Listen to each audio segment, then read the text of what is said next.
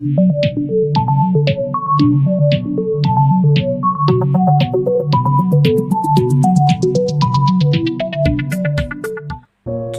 Rasulullah Shallallahu Alaihi Wasallam dan Aisyah terkena fitnah. Ummul Mukminin Aisyah radhiyallahu anhu berkata, suatu hari Rasulullah Shallallahu Alaihi Wasallam mengadakan perjalanan. Beliau biasanya mengundi di antara para istrinya. Siapa yang namanya keluar dalam undian, maka dialah yang ikut bersama beliau. Dalam suatu peperangan, beliau mengundi kami, dan karena nama saya yang keluar, maka saya pun ikut pergi bersama beliau. Hal itu terjadi setelah diwajibkannya hijab, maka saya pun diangkut di atas tandu dan selalu tinggal di dalamnya. Ketika Rasulullah SAW selesai dari peperangan dan kami sedang dalam perjalanan pulang, saat mendekati Madinah pada suatu malam, beliau mengumumkan hendak melanjutkan perjalanan. Ketika mereka mengumumkan berangkat, saya pergi untuk buang hajat. Setelah menyelesaikan hajat, saya hendak kembali ke tandu saya. Tetapi ketika saya sentuh dada saya, kalung saya yang buatan Azhar telah putus. Maka saya pun kembali ke tempat semula untuk mencari kalung itu.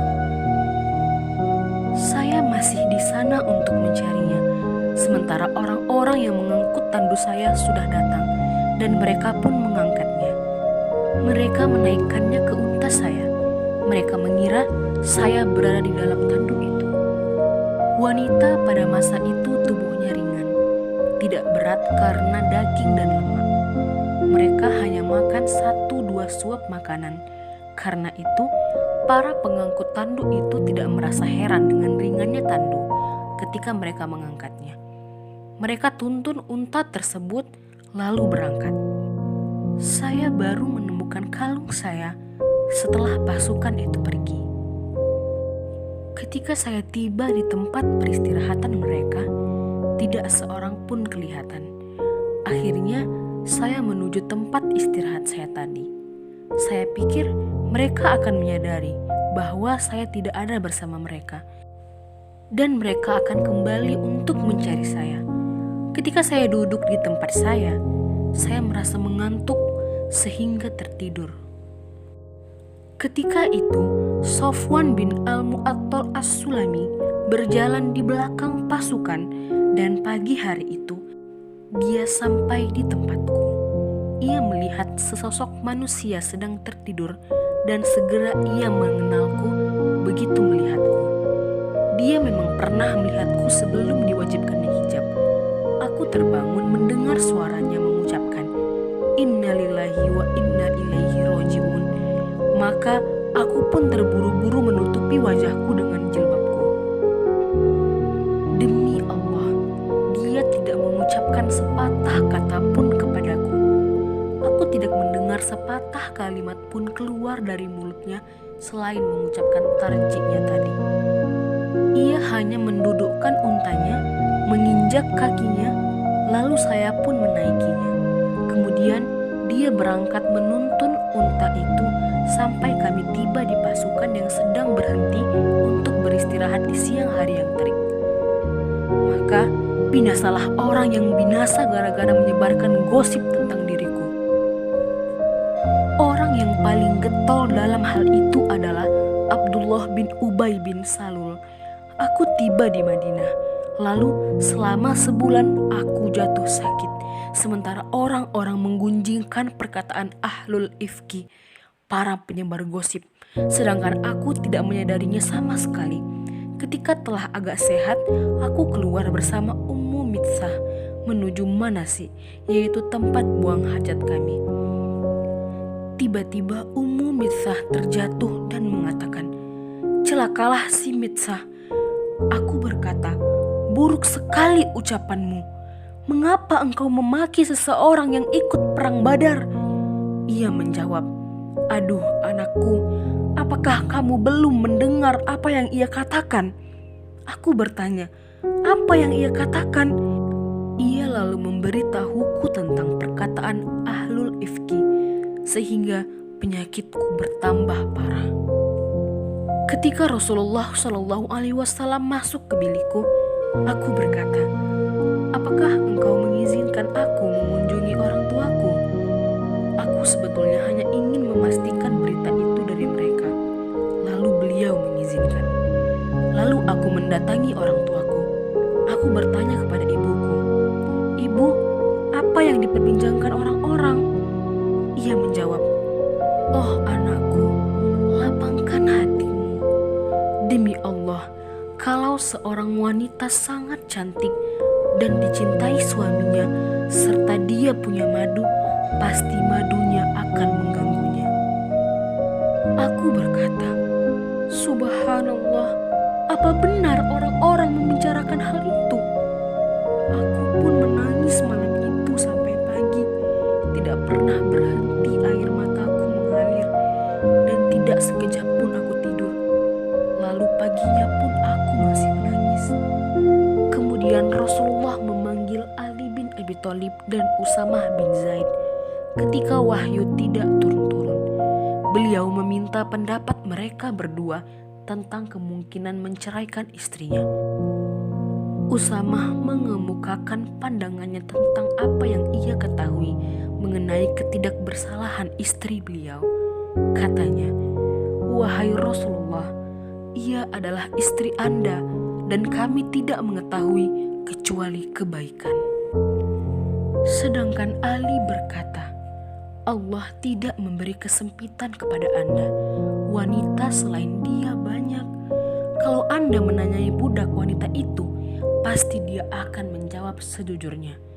Maka beliau memanggil Barirah dan bersabda, yang artinya, "Hai Barirah, apakah kamu melihat sesuatu yang mencurigakanmu pada diri Aisyah?" Barirah menjawab, "Demi Allah yang mengutus Anda dengan kebenaran, saya tidak melihat sesuatu yang saya ragukan pada dirinya, selain fakta bahwa dia hanyalah seorang gadis belia yang ketiduran menjaga adonan keluarganya hingga datang ayam yang memakannya." Mendengar itu, Rasulullah bangkit dan berdiri di atas mimbar, lalu beliau meminta uzur bagi Abdullah bin Ubay. Sabda beliau yang artinya, "Wahai kaum muslimin, siapa yang maklum kalau aku ambil tindakan atas seseorang yang menyakiti aku dengan memfitnah istriku? Demi Allah, aku tidak mengetahui selain kebaikan pada istriku." Hari itu aku masih menangis. Air mataku tidak pernah berhenti menetes. Lalu malam itu juga aku masih menangis. Air mataku tidak pernah berhenti meleleh dan aku tidak pernah tidur. Kedua orang tuaku mengira bahwa tangisan bisa merusak liverku. Ketika mereka duduk di dekatku saat aku menangis, tiba-tiba seorang wanita Ansor meminta izin masuk. Setelah kuizinkan, ia duduk dan menangis bersamaku. Kemudian Rasulullah SAW datang mengucapkan salam, lalu duduk. Sudah sebulan beliau tidak menerima wahyu mengenai urusanku. Beliau mengucapkan syahadat lalu bersabda yang artinya, "Amma ba'du, Aisyah, aku mendengar begini dan begitu tentang dirimu. Kalau kamu tidak bersalah, pasti Allah akan menyatakanmu tidak bersalah. Tapi kalau kamu telah melakukan suatu dosa, mintalah ampun kepada Allah dan bertobatlah. Sebab kalau seorang hamba mengakui dosanya dan bertobat, maka Allah akan menerima taubatnya." Usai beliau berkata demikian, aku katakan kepada ayahku, "Bantu saya menjawab Rasulullah." Ia berkata, "Demi Allah, aku tidak tahu apa yang mesti kukatakan." Lalu aku katakan kepada ibuku, "Bantu saya menjawab Rasulullah." Tapi ia juga berkata, "Demi Allah, aku tidak tahu apa yang mesti kukatakan." Akhirnya aku berkata, sementara aku hanyalah seorang gadis belia, Allah, aku tahu kalian telah mendengar kabar itu hingga masuk ke dalam hati kalian, dan kalian membenarkannya. Kalau kukatakan kepada kalian bahwa aku tidak bersalah, dan Allah tahu bahwa aku tidak bersalah, pasti kalian tidak akan percaya ucapanku.